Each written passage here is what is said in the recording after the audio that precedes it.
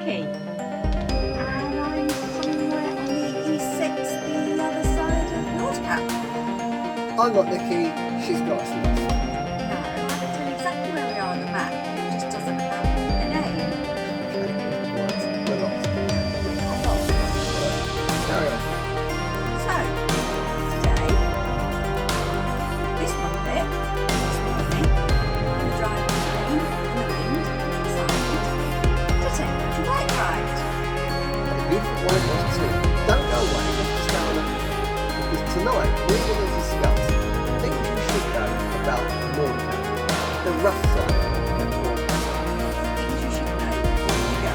We're going to be driving up to Motorhome, but having just got up, I'm not sure you can see this, but let's try and do a little bit of this. So, for breakfast this morning, I've got the wheat stick. Look out the window there. It's Norway, just the most brilliant country. It's wet!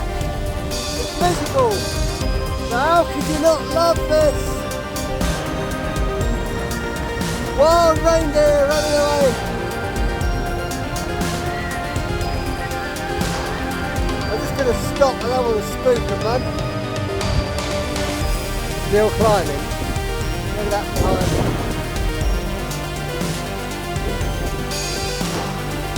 Certainly a challenge, but that's not a challenge.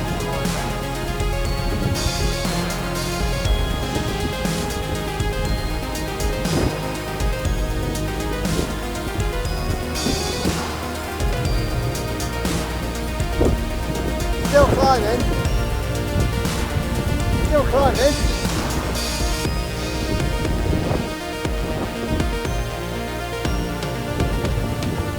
Here we are. Take it.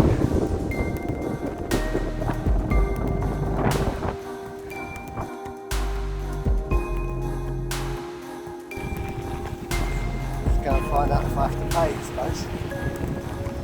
No one there at the minute, so I'm obviously early.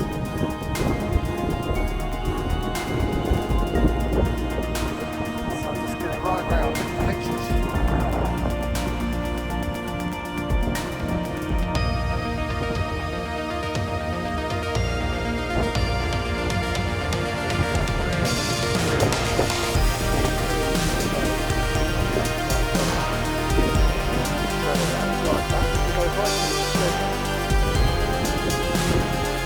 Did you see the muppet? And you did see a lot of reindeer. Indeed I did. Anyhow, tonight's video, the rough side of Norway. Things you should know before you go. Take it away, Nikki. So, number one, the last private part of the road is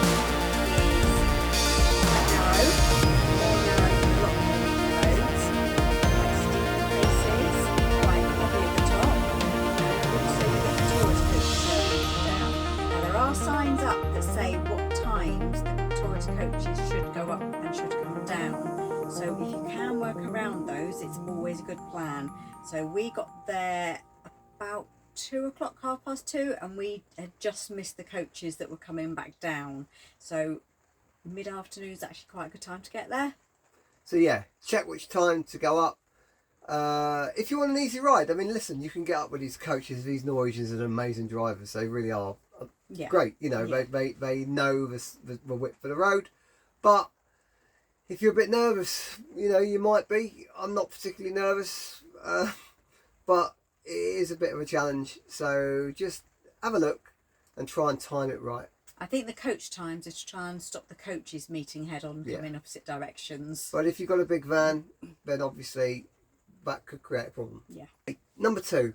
So number 2 is when you get there, you have to pay for parking. You also have to pay. Hold on. Let's just talk about paying for parking. Mhm. So what does it cost to park there? So I think it was 150 kroner, which is about £12. About 12 quid to park up. You've got a maximum of 5-hour stays. Yeah.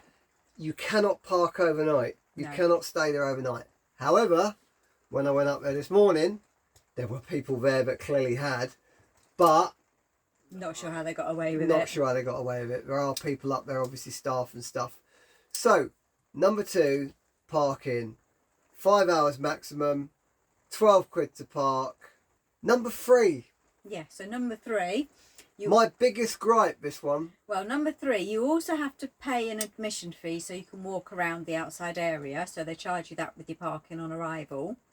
Then there is also a building which contains a cafe, a gift shop, and possibly an Exhibition centre. possibly an exhibition.